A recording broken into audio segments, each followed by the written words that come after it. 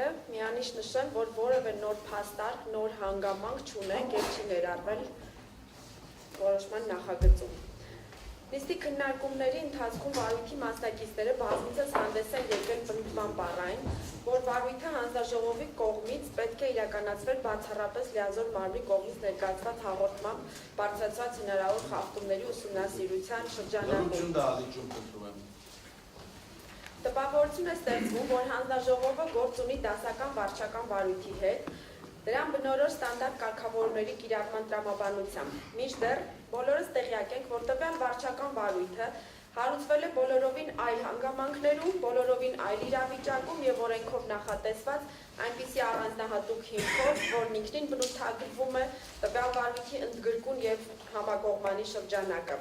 Մասնավորապես, վարչական վարույթը հարուցվել է լիազոր մարմնի ներկայացրած հաղորդման հիման վրա, որում մատնանշվել են էլեկտրաէներգետիկական համակարգում այնպիսի հնարավոր խախտումների մասին, որոնք առերևույթ վկայել են էլեկտրաէներգետիկական համակարգի անվտանգությունը կամ հուսալիությունը վտանգելու, սպառողների իրավունքների կամ օրինական շահերը խախտելու կամ լիցենզիայի պայմանները կողպիտ խախտելու մասին։ Նշվածի հաշվարկմամբ հանձնաժողովի նախագահը ղեկավարվելով օրենքով իրեն վերապահված բացառիկ իրավասությամբ ընկերության նկատմամբ հարուցել է վարչական վարույթ ինչպես էներգետիկայի մասին օրենքի, այնպես էլ հանձնաժողովի էներգետիկայի բնագավառում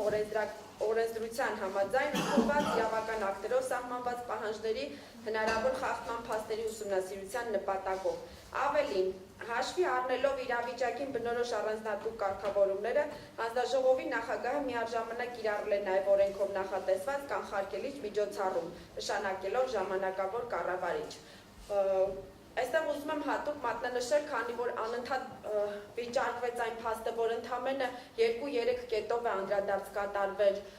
որոշման նախագծում հաղորդմանը, նշեմ, որ այդպես չէ, քանի որ ներառվել են ինչպես հավելագրումները եւ հնարավոր միջամտությունները հաշվիչներին, ինչպես որակի ցուցանիշները, միացումները, գնումների մրցույթ իրականացնելու գործընթացը ներդրումների կիրառմամբ, ոչ հավաստի տեղեկատվության ներկայացումը եւ այսպես որ թվարկեմ հաստատ 2-ից ավելին է լինելու։ Անդրադառնալով ժամանակավոր կառավարչի դերի եւ լիազորությունների վերաբերյալ կողմերի ներկայացրած դիտարկումներին, ապա հարկ եմ համարում նշել, որ նախ եւ առաջ կողմերի պնդումներն առայն, որ ամբողջ վարույթը կառուցված է բացառապես ժամանակավոր կառավարչի ներկայացած խախտումների վերաբերյալ տեղեկատվության վրա, չի համապատասխանում իրականությանը։ Քննարկման ընթացքում հանձնաժողովի աշխատակազմը բազմիցս հայտնել է, որ անկախ այն հանգամանքից, որ հանձնաժողովը օրենքի ուժով լիովին իրավասու էր կառավարչի ներկայացրած տեղեկատվությունը համարելու որպես հավաստի, այդուհանդերձ վարույթի շրջանակում յուրաքանչյուր խախտում անձնակազմի կողմից հաստատվել է բացառապես դա հիմնավորող փաստական տվյալներով, այդ թվում իր կողմից կատարված մոնիտորինգների արդյունքներով։ Ավելին, առնվազն տարակուսելի է կողմերի պնդումն առայն, որ ժամանակավոր կառավարչի հայտնաբերած խախտումների մասին վերջինս անմիջապես դիմել է հանձնաժողով։ Նախ, ժամանակավոր կառավարիչը, որպես օրենքով ընկերության գործադիր մարմնի գործառույթ իրականացնող, կոչված է ապահովելու ընկերության բնականոն աշխատանքը, իրականացնելու ճգնաժամային կառավարում, որի շրջանակում նաև վերհանելու այն բոլոր խնդիրներն ու խախտումները, որոնք հիմք են եղել վարույթի հարուցման եւ ժամանակավոր կառավարչի ինստիտուտի ներդրման։ Դահլիճում աղմուկը խնդրում եմ լրություն եւ ուշադիր լսում եք զեկուցողին։ Ավելին, հարց է առաջանում, ինչ պետք է անել պարոն Պետրոսյանը նշված խախտումների հայտնաբերման դեպքում, կոծկեր դրանք, արդյոք դա է պահանջում ընկերության լավագույն շահը։ Ինչպես ներկայացվել է իմ հիմնական ելույթում, որոշման նախագծում մանրակրկիտ անդրադարձ է կատարվել վարչական վարույթի ընթացքում հաստատված իրավախախտումներից յուրաքանչյուրին, դրանց առաջացած հետևանքներին եւ դրանց հաշվառմամբ համարժեք պատասխանատվության միջոցի ընտրությանը։ Ամփոփ եմ, արձանագրված խախտումները ընդհանրացված 6 կետերը անդրադարձ կատարելով որոշման նախագծի քննարկման ժամանակ մասնակիցների կողմից հնչեցված պնդումներին։ Առաջին, վեհ խափանում։ Անհրաժեշտ եմ համարում հատուկ անդրադառնալ ԲԵԱՀ-ում առկա տվյալների ջնջման մասով վարույթի մասնակիցների կողմից ներկայացված մի քանի պնդումներին։ Նախ եւ առաջ արձանագրեմ, որ խոսքը ոչ թե տեխնիկական սխալի, այլ համակարգային կարևորագույն խնդրի մասին է, որը վերաբերում է 700,000-ից ավելի սպառողների իրավունքների պաշտպանությանը եւ այն նպատակին, որի համար ներդրվել էր սպառողների գրպանից վճարվող միլիարդավոր դրամներ։ Ներկայացվեց նաև դիտարկում առ այն, որ ԲԵԱՀ-ում գրանցված տվյալները չեն ջնջվել, հարկ եմ համարում ընդգծել, որ այդ մասով ևս որևէ հիմնավորող ապացույց չի ներկայացվել մասնակիցների կողմից։ Ավելին, ֆինանսատեխնիկական եւ դիմումների քննարկման վարչության տեխնիկական բաժնի պետի կողմից ևս մեկ անգամ իրականացվել է ԲԵԱՀ-ի ունենալով դրա թույլտվություն եւ հնարավորություն ԲԵԱՀ-ի բազայում առկա տվյալների ուսումնասիրությունում, որի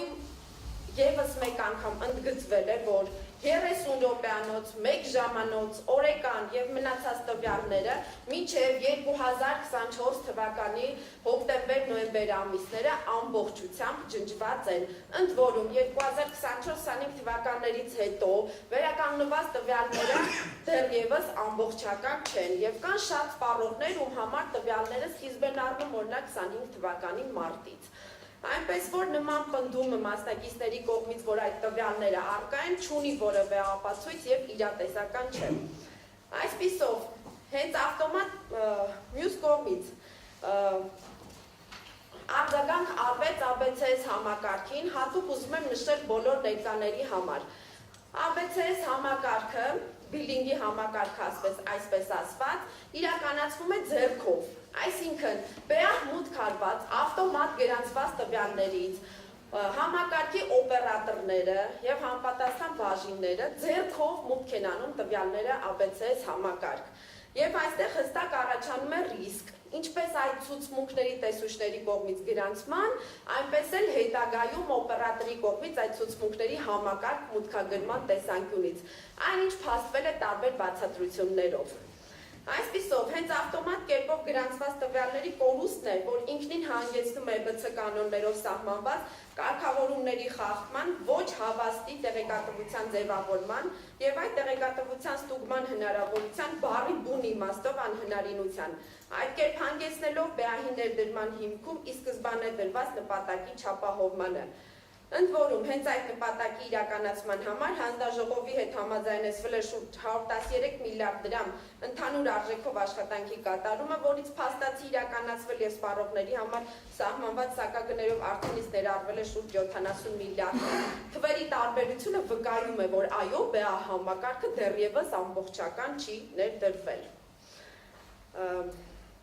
Արդյունքում 700,000-ից ավելի սպառողներ փաստացի զրկված են իրենց մասով գրանցված տվյալների սպառման, պաշտպան ցանց առաքման վերաբերյալ ամբողջական տեղեկատվությունը կամ դրան հասանելիություն ստանալու իրավունքի իրացման հնարավորությունից։ Ընդ որում տվյալ տեղեկատվության հասանելիությունից զրկված է նաև հանձնաժողովը։ Կներեք, երկրորդ կետ, թերգրանցումներ եւ հավելագրումներ։ Պարոն Ղազինյանը իր ելույթում նշեց, որ բաժանորդների, ինչ ավելի ճիշտ է սպառողների հավելագրումները եւ թերգրանցումները եւս մոտավոր հաշվարկված են։ Հատուկ ուզում եմ շեշտեմ, որևէ սպառողի հավելագրում եւ թերգրանցում գնահատված չէ մոտավոր կերպով։ Խոսքը վերաբերվում է սեփական կարիքների համար հավելյալ ծախսին, իսկ սեփական կարիքի շենքը սպառող չէ, որպեսզի հավելագրում բառ կիրառվի։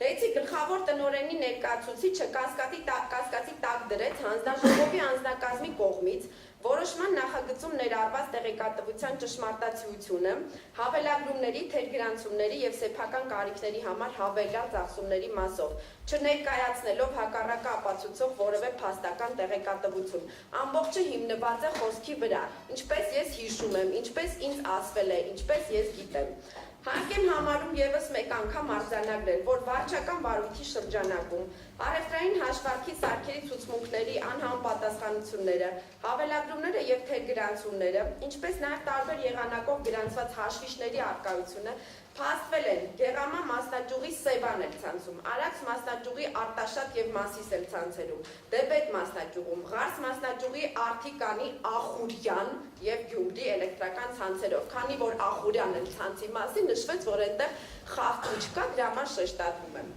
Ավելին, եթե բնակիչ բաժանորդներին հավելագրված եւ թե գրանցված էլեկտրական էներգիայի փաստով խախտվում են կոնկրետ անհատների իրավունքները, ապա բյուջետային կազմակերպությունների պարագայում, ինչպիսիք են դպրոցները, մանկապարտեզները, զորամասը եւ առավել եւս ԱԾԶ-ին պարետատունը եւ այլն, ինչպես նաև ընկերության սեփական կարիքների համար էլեկտրաէներգիայի հավելյալ ծախսերի գրանցման դեպքում խախտվում են բոլոր սպառողների իրավունքները միառժամանակ։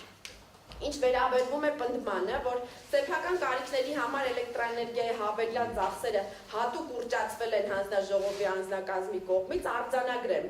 որ որոշման նախագծում ներառված մոտ 3.9 միլիոն հավելյալ ծախսից ընդամենը մեկ մասնաշենքի 727,000 կիլովատ-ժամը, որը կազմել է ընդհանուր թվի մոտ 1/4-ը, փաստված է փորձագիտական եզրակացությամբ։ Իսկ 6 մասնաշենքերի համար գնահատված մասի իրատեսական լինելը ակնհայտ կերպով հետևում է նաև վերջին 3 տարվա ծախսային վարքագծից։ Օրինակը բերեմ թվային տվյալներով։ Օրինակ, Մաշտոցի ցանցի վարչական շենքի էլեկտրաէներգիայի ծախսը 2023-24 թվականների սեպտեմբեր-հոկտեմբեր ամիսներին հատուկ ընտրվել են աշնանային ամիս, որպեսզի խնդիր չառաջանա մեծ ծախսի հետ, գնահատվել է մոտ 30,000 կիլովատ-ժամ ծախս։ Մինչդեռ ժամանակավոր կառավարչի նշանակվելուց հետո 2025 թվականի սեպտեմբեր ամսին գրանցվել է մոտ 5,000 կիլովատ-ժամ ծախս սեպտեմբեր ամսվա համար եւ 7,400 կիլովատ-ժամ ծախս հոկտեմբեր ամսվա համար։ Նույն պատկերը դիտվել է նաև մյուս վարչական շենքերի դեպքում։ Ինչ վերաբերվում է պարոն Ղազիմյանի պնդմանը, որ հաշվիչները կարող են թերությունով լինել սխալ գրանցվել եւ այլն, 2 տարի անընդմեջ նման խախտումները պարտավոր էին հետի աշխատակիցները նշել, գտնել եւ իրականացնել հաշվիչի համապատասխան կերպով ստուգաչափում։ Այսպիսով, հանձնաժողովի աշխատակազմը ևս մեկ անգամ արձանագրում է, որ ընկերության տարբեր էլեկտրական ցանցերում էլեկտրական էներգիայի ծախսային ցուցմունքների վերաբերյալ ամբողջ տեղեկատվության համադրական ուսումնասիրությամբ ակներև է, որ հավելագրումների եւ թերգրանցումների մասով ընկերության դրսեւորած ոչ իրավաչափ վարքագիծը եղել է համակարգված եւ համատարած։ Հարկ եմ համարում ևս մեկ անգամ ընդգծել, որ նշված արարքներով մեկ ընդհանրական նպատակին ուղղված ընկերության ոչ իրավաչափ վարքագիծը ողջամտորեն կարող է վկայել կամ ընկերության ղեկավար կազմից համակարգված լինելու, կամ նրանց կողմից ոչ բավարար ջանք գործադրելու ուղղակի հետևանք լինելու մասին։ Երրորդ կետ՝ միացումներ։ Միացումների վերաբերյալ տեղեկատվությունը շահարկվեց թվային տվյալների տեսանկյունից։ Այստեղ ցանկանում եմ ընդգծել, որ խնդիրը խախտման ոչ միայն թվային տվյալների առկայությունն է, այլ այն փաստը, որ նախքան բարույթի սկսելը եւ նախքան վերջին փոփոխությունները հանձնաժողովին տրվել էր տեղեկատվություն, որ միացումների տեսանկյունից խնդիր չունի ընկերությունը հաշվի առնելով նաեւ հանձնաժողովի կողմից վերջին կանոնների փոփոխությունները։ Այնուամենայնիվ, միացումների վերաբերյալ հանձնաժողովի անձնակազմ առաջարկում է իրականացնել որոշման նախագծում խախտումների ճշգրտում, հաշվի առնելով հարցը հանձնաժողովի նիստի քննարկմանը ներկայացվելուց հետո ընկերության ներկայացուցիչների կողմից աշխատանքային քննարկման ժամանակ վերջիններիս ներկայացած նոր հիմնավորումները, որոնց քննարկման արդյունքում պարզվել են, որ մի փոքր թվերի շտկումներ ունենք։ Արդյունքում, որպեսզի ժամանակը շահեմ, հանձնաժողովի անձնակազմը միևնույն արձանագրում է, որ մանրամասն ուսումնասիրված 609 դեպքից 234-ը, չգիտեմ ինչ 20-30 դեպքեր նշվում մասնակիցների կողմից, 609 դեպքից 234 դեպքով։ Միևնույն է խախտվել է սպառողների հուսալի եւ անխափան էլեկտրական էներգիա ստանալու իրավունքը։ Նշեմ, որ պարզ թվաբանություն է, 234-ը 609-ի մեջ մոտ 40%-ն է կազմում։ Չորրորդ կետ՝ ոչ հավաստի տեղեկատվության տրամադրում։ Անդրադառնալով հանձնաժողով ներկայացված տեղեկատվության ոչ հավաստիությանը, հատուկ անդրադառնում եմ Կարեն Հարությունյանի ներկայացուցիչ պարոն Ղազիմյանի անպատասխանին, որ ընկերությունում ըստ իր հիշելու, սպառողների էլեկտրամատակարարման մասին տեղեկատվության հավաքագրման կարգ չկա։ Փաստ է, որ դեռևս 2016 թվականին կատարված հանձնաժողովի կողմից մոնիտորինգի արդյունքում հանձնաժողովը ընկերությանը պարտավորեցրել էր կազմել նմանօրինակ կարգ, որը հաստատվել է ՀԵՑՓԲ գլխավոր տնօրեն Կարեն Հարությունյանի 26/12/2016 թվականի համար 362 Լ հրամանով։ Այդ մասին խոսվում է մոնիտորինգի արձանագրության մեջ եւ արկա է վարույթի նյութերում։ Նշեմ նաև, որ այն ներառված է վարույթի շրջանակում իրականացված մոնիտորինգի արձանագրության մեջ եւ անկախ ժամանակավոր կարգ լինելու հանգամանքից եւ այն փաստից, որ հանձնաժողովի անձնակազմը գնահատում է վերջինս որպես թերի, վարույթի շրջանակում իրականացված մոնիտորինգի արդյունքում արձանագրվել է, որ անգամ նշված կարգը չի պահպանվել տեղեկատվության հավաքագրման եւ ոչ մի կետով։ Ավելին, հանձնաժողովի աշխատակիցները սպառողների էլեկտրամատակարարման ընդհատումների վերաբերյալ հանձնաժողովին ներկայացվող տեղեկատվության հավաքագրումը դիտարկել են հենց այդ կարգի համատեքստում։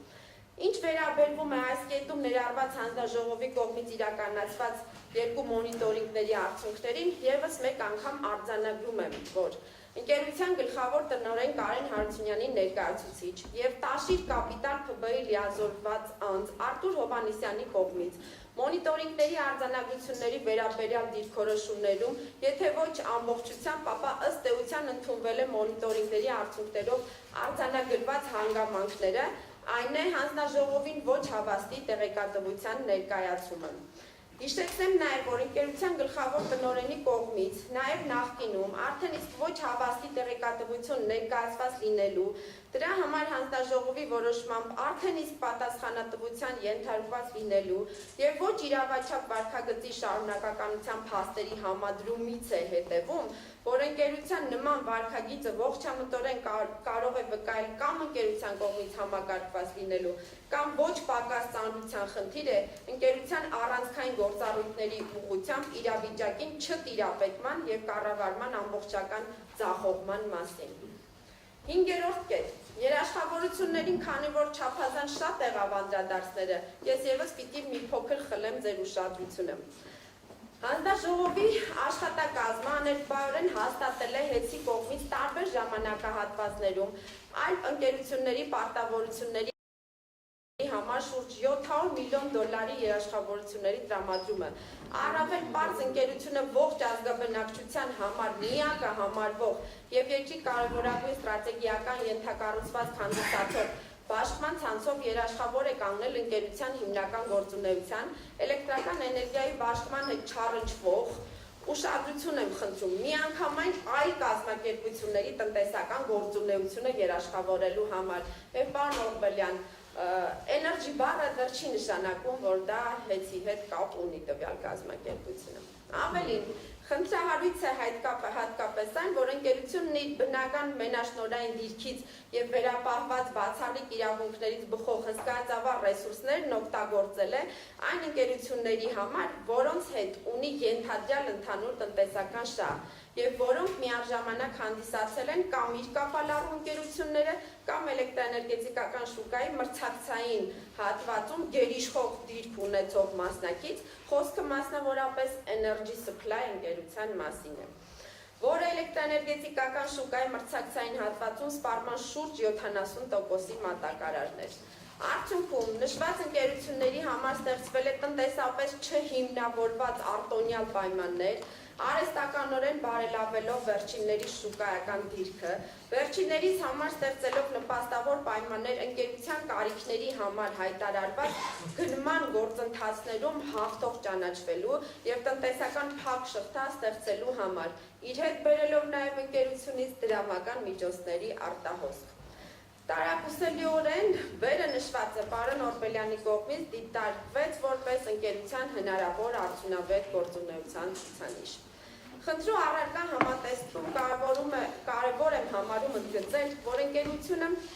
համաձայն գործող օրենսդրության եւ պաշտպան ցանցի մասնավորեցման պայմանագրի իրավունք չունի իրականացնելու իր հիմնական տնտեսական գործունեությանը, այն է էլեկտրական էներգիայի պաշտպանը չառնչվող ցանկացած այլ գործունեություն։ Նման պայմաններով, երբ ընկերությունը որևէ կերպ չի կարող անգամ սեփական տնտեսական շահի համար ծառայեցնել բաշխման գործունեությունն ապահովող հիմնական գույքը,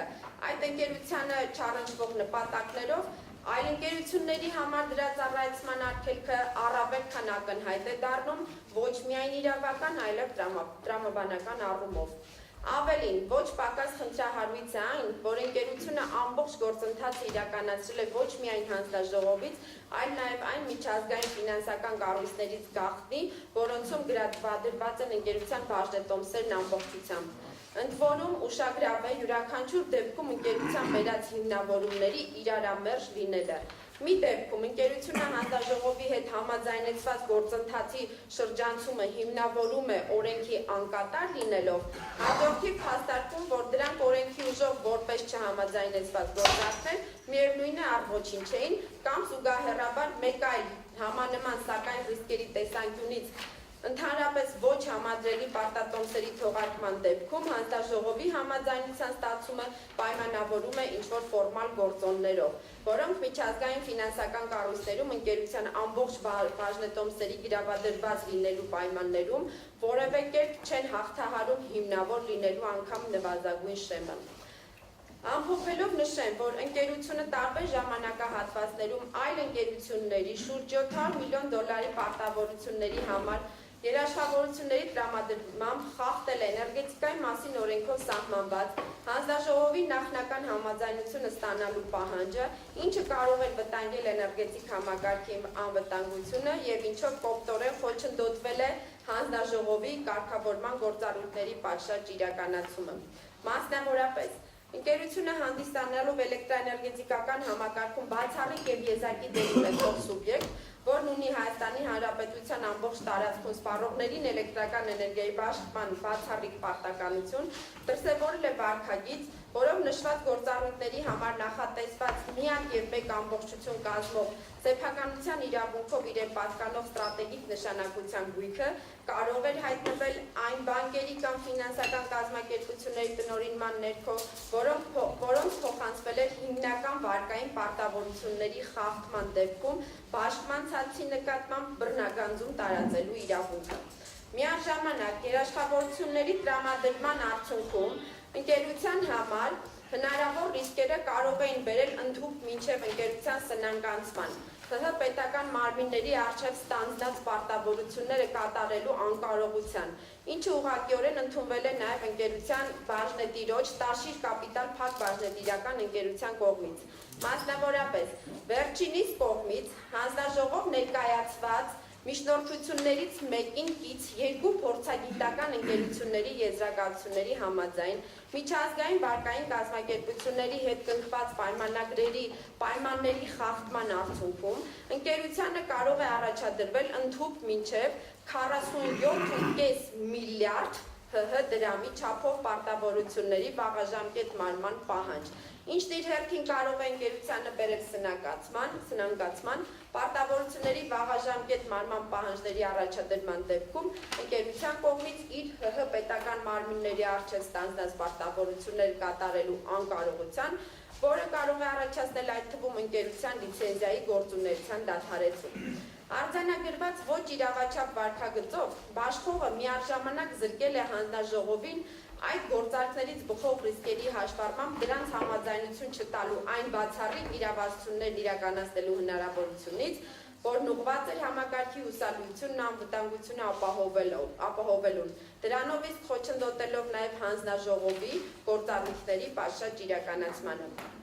Վերոնշյալի հաշվառմամբ հանձնաժողովի աշխատակազմը գտնում է, որ ընկերությունը խնդրու առարկա երաշխավորությունների տրամադրմամբ սեփականության իրավունքով իրեն պատկանող Հայաստանի Հանրապետության ամբողջ տարածքում սպառողներին էլեկտրական էներգիայի բաշխման համար նախատեսված միակ ցանցը ուղղակիորեն ծառայեցնելով իր գործունեությանն ընդհանրապես չառնչվող անձանց ֆինանսավորմանը, ընկերության հետագա գործունեության համար ստեղծել է լրջագույն ֆինանսական եւ դրանից բխող անվտանգային ռիսկեր։ Ավելին, նշված գործողությունների կատարման արդյունքում բաշխողը, անտեսելով իրեն վերապահված բացառիկ դերից բխող կարևորագույն պատասխանատվությունը, իրականացրել է բնական մենաշնորհային համարվող բաշխման ցանցի բացարձակապես ոչ արդյունավետ, տնտեսապես չհիմնավոր հիմնավորված կառավարում եւ շահագործում, վտանգելով նվազագույն ծախսումներով երկարաժամկետ կտրվածքում սպառողների անխափան էլեկտրամատակարարման ապահովումը, ինչն իրականացվել է համակարգված կերպով, խախտելով լիցենզիայի պայմանների 5-րդ կետի 3-րդ ենթակետով նախատեսված պահանջը։ Եվ 6-րդ կետ. Բաշխման ցանցի շահագործում կառավարում արդյունավետ, տնտեսապես հիմնավորված եւ համակարգված եղանակով։ Միայն արդյունավետ բառը չի այստեղ։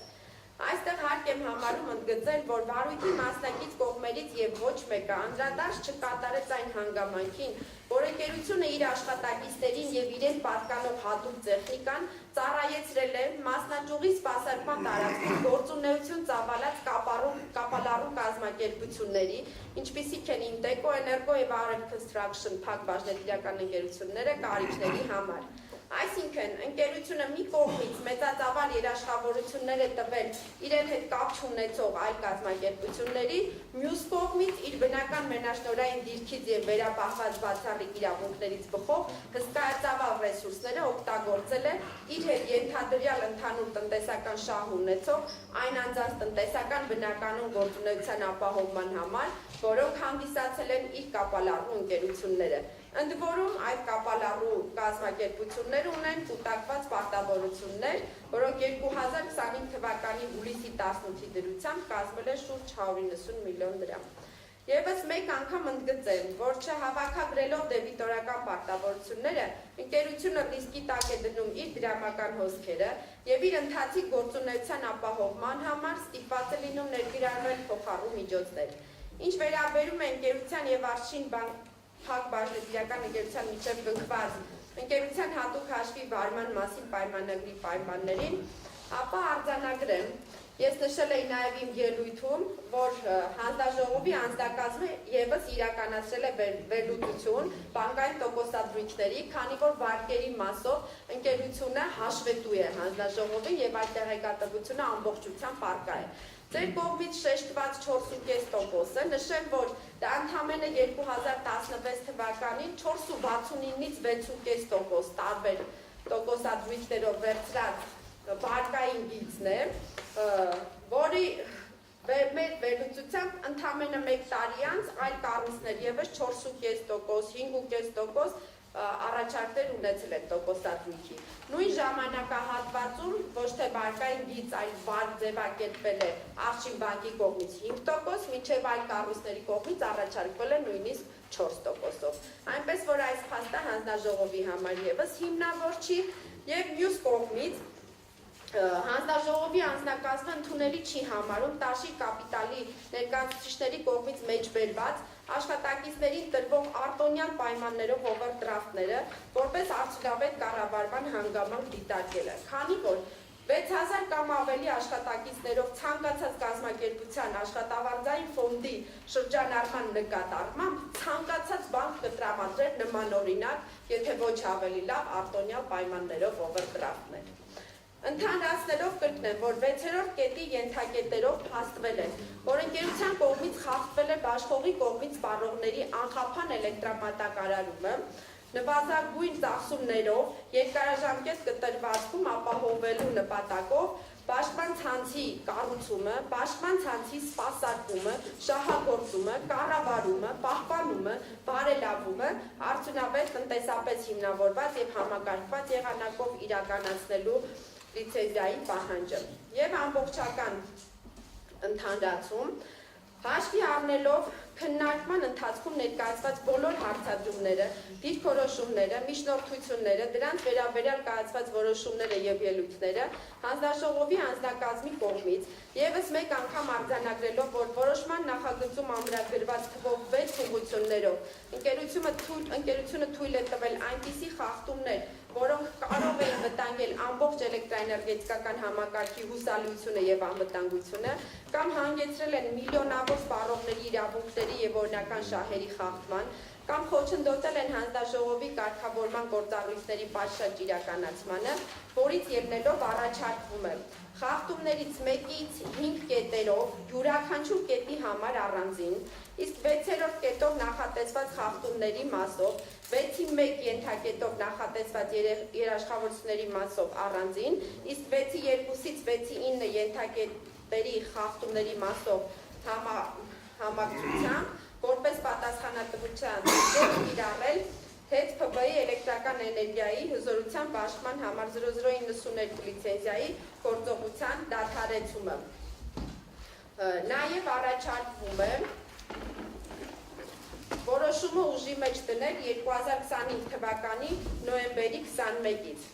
Ելնելով վերոնշյալից, հանձնաժողովի աշխատակազմը հաշվի առնելով քննարկման ընթացքում ներկայացված բոլոր հարցադրումները, դիրքորոշումները, դրանց վերաբերյալ աշխատակազմի պատասխանները, ներկայացուցիչների միջնորդությունները, դրանց վերաբերյալ կայացված որոշումները և ելույթները, առաջարկում է քննարկմանը ներկայացնել որոշման նախագիծը, քննարկմանը ներկայացված որոշման նախագիծը քվեարկության դնել